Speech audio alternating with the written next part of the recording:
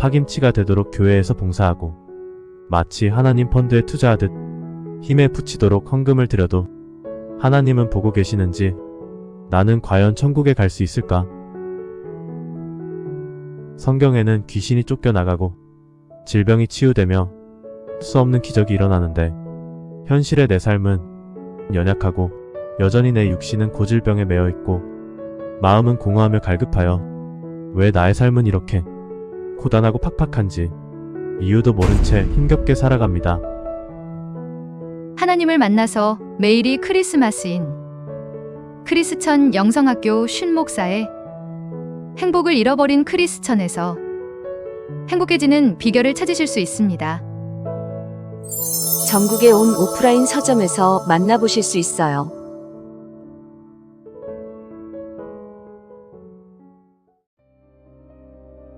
정신분열증은 환청과 환상이 진단의 근거입니다.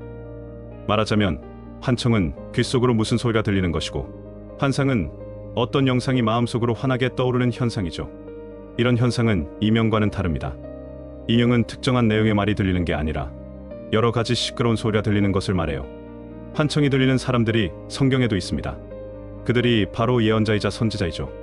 예언자와 선지자는 히브리어로 나비라는 단어인데 번역하는 과정에서 두 가지의 뜻으로 혼용하며 사용하고 있어요. 그들은 하나님의 음성을 들었던 사람입니다.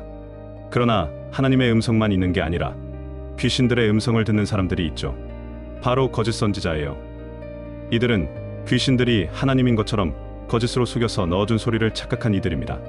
그래서 그들은 죽을 때까지 자신의 귀에 들려온 음성이 귀신이 속여서 넣어준 말인지 알지 못하고 죽어갔음은 물론이죠.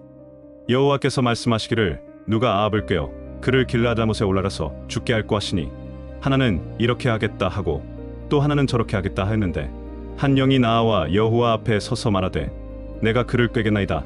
여호와께서 그에게 이르시되 어떻게 하겠느냐 이르되 내가 나가서 거짓말하는 영이 되어 그의 모든 선지자들의 입에 있겠나이다. 여호와께서 이르시되 너는 꾀겠고 또 이르리라.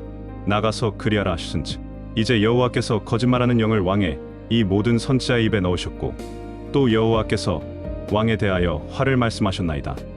위의 말씀을 보면 악한 영이 선지자들의 귀에 자신들이 속여서 거짓말을 넣어 주겠다는 이야기가 나옵니다. 그래서 악한 영들의 말을 하나님이 말로 속은 이들이 바로 거짓 선지자가 되는 것이죠. 그렇다면 악한 영들은 성령으로 속이는 말만 넣어주나요? 아닙니다. 그들은 사람의 영혼과 생명을 사냥하기 위해서는 어떤 말이라도 넣어주어 속이는 것이죠. 그래서 정신분열한 자들은 죄다 귀신들이 넣어주는 말을 듣는 자들이라고 보면 틀림없어요. 예수께서 육지에 내리심에 그 도시 사람으로서 귀신 들린 자 하나가 예수를 만나니 그 사람은 오래 옷을 입지 아니하며 집에 거하지도 아니하고 무덤 사이에 거하는 자라. 예수를 보고 부르짖으며 그 앞에 엎드려 큰 소리로 불러 이르되 지극히 높으신 하나님의 아들 예수여 당신이 나와 무슨 상관이 있나이까. 당신께 구하노니 나를 괴롭게 하지 마옵소서 하니 이는 예수께서 이미 더러운 귀신을 명하사 그 사람에게서 나오라 하셨습니다. 귀신이 가끔 그 사람을 붙잡음으로 그를 쇠사슬과 고랑에 매어 지켰으되 그 맨 것을 끊고 귀신에게 몰려 광야로 나갔더라. 예수께서 내 이름이 무엇이냐 물으신즉 이르되 군대라 하니 이는 많은 귀신이 들렸습니다. 우리가 기도하는 곳에 가다가 점치는 귀신 들린 여종 하나를 만나니 점으로 그 주인들에게 큰 이익을 주는 자라. 그가 바울과 우리를 따라와 소리질러 이르되 이 사람들은 지극히 높은 하나님의 종으로서 구원의 길을 너희에게 전하는 자라 하며 이같이 여러 날을 하는지라. 바울이 심히 괴로워하여 돌이켜 그 귀신에게 이르되 예수 그리스도의 이름으로 내가 내게 명하노니 그에게서 나오라 하니 귀신이 즉시 나오니라. 위에 성경에서 나오는 두 명의 인물을 살펴보죠. 먼저 나오는 거라사 지방의 광인은 말하자면 미친 사람입니다. 정신병원에서 진찰받으면 틀림없이 정신분열증세의 진단이 떨어질 것입니다. 두 번째 나오는 귀신이 들려 점치는 여종도 귀신으로부터 영음을 듣는 사람이에요. 우리 주변에도 점을 쳐서 과거의 행적을 용하게 알아맞히는 이들이 덜어있죠. 이들이 바로 귀신이 영음으로 말해주는 점쟁이들입니다. 그러나 이러한 사람들도 환청을 듣는 정신분열 환자일 거예요. 그렇다면 귀신들이 어떻게 귀에다 자신들의 말을 넣어주는 것을 아냐고요? 그것을 알려면 귀신을 쫓아내는 영적 능력으로 정신분열한 자들을 기도로서 회복한 경험이 있는 사람만이 알 수 있을 것입니다. 물론 저는 그런 경험이 적지 않죠. 완전히 정신이 없어서 미친 사람들이나 정신은 말짱하지만 수시로 귀신들이 말을 하는 사람에게서 기도로서 귀신을 쫓아내고 정신을 회복시키는 것입니다. 예전에 대전에서 성령으로부터 귀신을 쫓아내는 훈련을 할 때 정신분열 증으로 완전히 자기 정신이 없는 사람들에게서 귀신을 쫓아내고 나서 정신이 돌아오면 물어보곤 하였는데 그들은 이구동성으로 하나님이 자신에게 이런저런 말을 해준다고 하였죠. 그래서 저는 이들에게 하나님이 아니라 귀신이라고 하면서 언제든지 들어와서 말을 하기 시작하면 즉시 쫓아내라고 했어요. 그러나 대부분의 사람들은 이렇게 완전히 정신이 나간 경우가 아니라 일상생활을 하는데 별로 지장이 없는 사람들이 훨씬 많아요. 이들이 크리스천이라면 하나님이 자기에게 영음으로 말씀을 해준다고 신기해하고 있거나 하나님을 모르는 세상 사람이라면 조상신이나 산신령이 자신에게 말해준다고 할 것입니다. 말할 것도 없이 이들은 죄다 귀신들이에요. 저는 성령과 귀신 둘 다 영음으로 들어보았어요. 처음에 귀신이 속여서 넣어주는 말은 성경으로 분별할 수 있었지만 나중에는 성경으로 분별할 수 없는 내용을 말해주었기에 깜빡 속은 적도 있었죠. 지금은 성령이 말씀해주시는 말의 내용과 귀신들이 넣어주는 내용의 분야가 다르기 때문에 어렵지 않게 분별할 수 있습니다. 그러나 가장 확실한 것은 영음을 듣는다는 사람이 거룩한 성품으로 변화되는지 다른 성령의 증거나 능력, 변화와 열매가 있는지로 분별하는 거예요. 저희 영성학교에는 이렇게 귀신의 소리가 들려오는 한총환각 증세의 정신분열 증세를 보이는 이들이 찾아오고 있습니다. 그래서 귀신을 쫓아내어 회복시키고 있죠. 물론 성령이 내주하는 기도 훈련을 결심한 사람에 한해서요.